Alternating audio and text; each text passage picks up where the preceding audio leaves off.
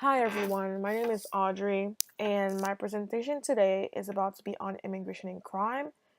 And one of the reasons why I chose this topic is because the immigrant population in the United States has been growing a lot, and people are having a lot of opinions and ideas that are being created about these immigrant groups and how they're here to take the jobs and they're not doing anything or they're causing crime. And personally speaking from experience, because I'm an immigrant myself, I would have to say that not all of us are illegal and not all of us are here to commit crimes, because I came here for school. I only came here 3 years ago, and I'm about to graduate, and hopefully I can be something big and I could go back and actually take the values that I learned in a bigger country to help the poorer countries. So, before we start, there's this quote that Donald Trump said in one of his press conferences. He said, "Every day, sanctuary cities release illegal immigrants, drug dealers, traffickers, gang members back into our communities." Well, this is, I don't think it's true. Like, maybe some immigrants that do come here, they can't find anything to do, and for some reason they had to leave their country. But not all of them are criminals. Not all of them are going to be in gangs. And we're going to prove that with the studies. This slide has a graph that I took from a New York Times article. And on the left, we can see that the immigrant population has grown since the 1980s. But at the same time, at the same year, 1980, the violent crime rate has decreased. So it shows that yes, the immigrant populations are being or becoming to multiply, but the crimes are not the reason why these immigrants shouldn't be able to be in the country. On this graph, we can see that a large majority of the areas have many more immigrants ever since 1980 and fewer violent crimes. And yet, the argument that immigrants bring crime into America has driven many policymakers to enact or propose restrictions on entering the country, travels, and anything visa related. The changing face of immigration versus crime rate.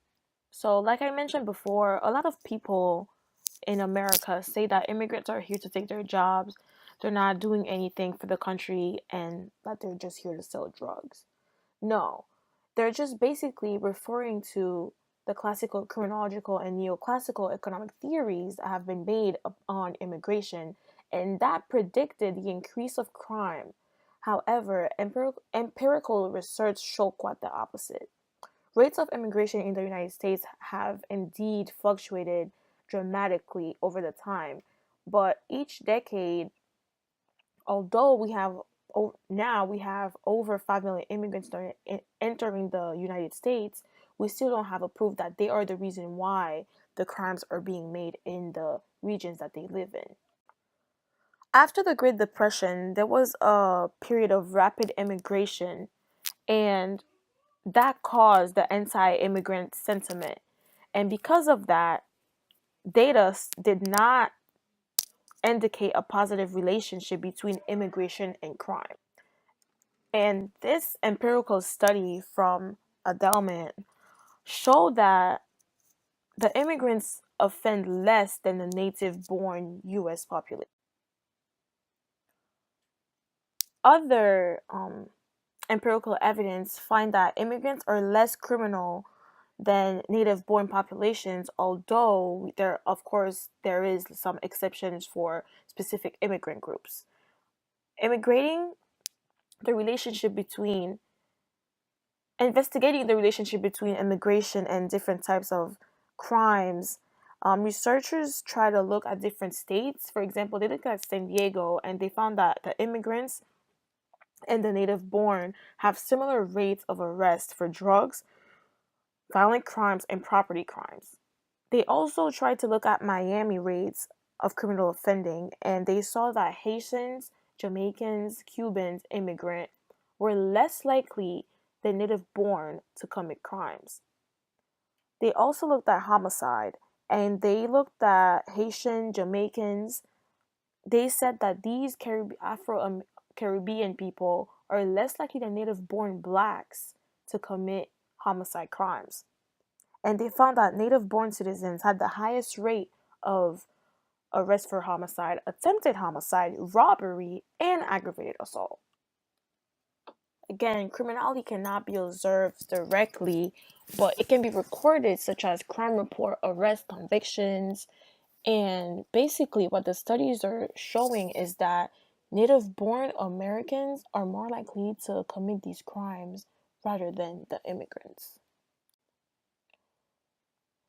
Now, whether immigrants were more prone to crime than the native born, what actually defines crime?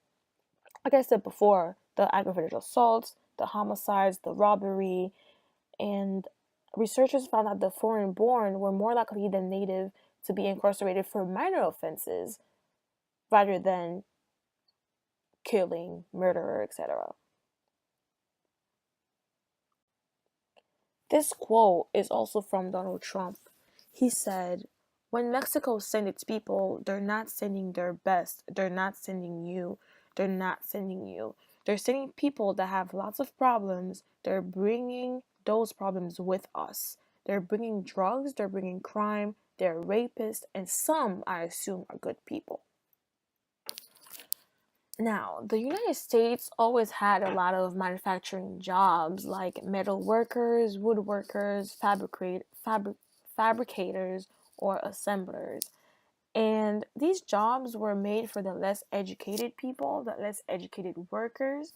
And now that the Americans don't want these jobs, the immigrants are here and are actually taking these jobs. So, some immigrants, if they don't come to the United States in order to get an education, they will most likely get these type of jobs. Overall, the studies show that for violent crimes, immigrants has no effect on assault, and they have no effects on robbery and murder. Although yes, there is some type of exception, but the saying, the rumor, the idea of immigrants causing these crimes is not true and is proven in these studies.